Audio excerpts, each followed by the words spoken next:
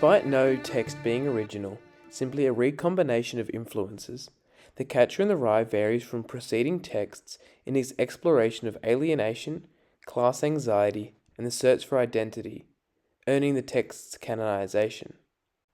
Catcher, or any other text with canonical status, is characterized by how it captures universal experiences within a distinct context. Ladybird, as a contemporary appropriation, recontextualizes aspects of the human condition explored in Catcher, such as alienation, the desire for connection, identity formation, and disillusionment. Appropriation is not a passive reproduction, but an active process of interpretation, critique, and transformation.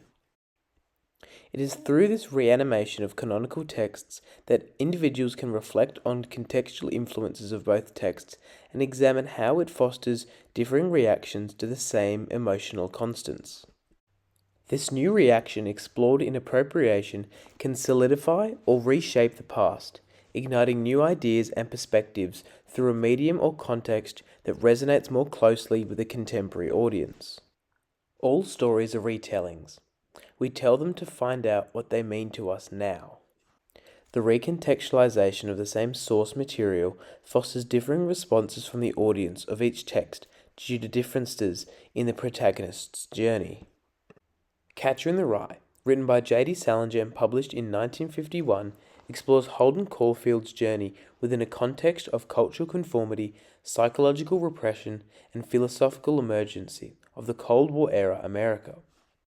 Ladybird, written and directed by Greta Gerwig, explores Christine "Ladybird" McPherson's journey within the context of the early 2000s America, characterized by the scars of the September 11 attacks, of politicized identities, anxiety, and the feminist resurgence.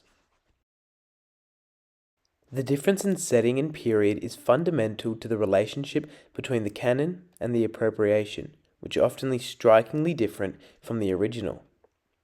This relationship is central to understanding the protagonist of The Catcher in the Rye and Ladybird's struggles with class conformity, materialism, and the ideal of the American dream. The different contexts explored through each text shape the protagonist's emotional trajectories, highlighting how place and time act as crucibles for belief, identity, and resistance.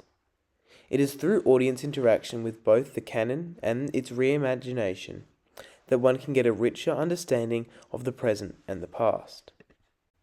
Holden's worldview is deeply shaped by post-World War II American conformity, and despite being progressive, it remains ideologically stagnant. Holden's nostalgia for innocence, emotional instability, and hatred towards social insincerity reflects a generation burdened with the pressure to conform to a culture obsessed with order and appearances of prosperity and happiness. Holden's story, a product of its time, shows a progression in conviction but stagnation of ideas. Early on in Chapter 2, Holden justifies his reasons for leaving his boarding school. The metaphor of phonies coming through the goddamn window invokes a sense of inescapable invasion. Holden does not just feel surrounded by post-war American culture, but suffocated by it. This self-inflicted alienation through his rejection of superficiality defines Holden's worldview, but rather than attempting to change or reimagine the system, he retreats from it. Holden's disconnection is not revolutionary, but ideologically paralyzing, a position symptomatic of a time and place where individual dissent was condemned and conformity rewarded. This stagnation is further explored in Holden's unwavering cynicism towards the end of the text, as Holden watches his kid sister Phoebe at the carousel in Central Park in Chapter 25.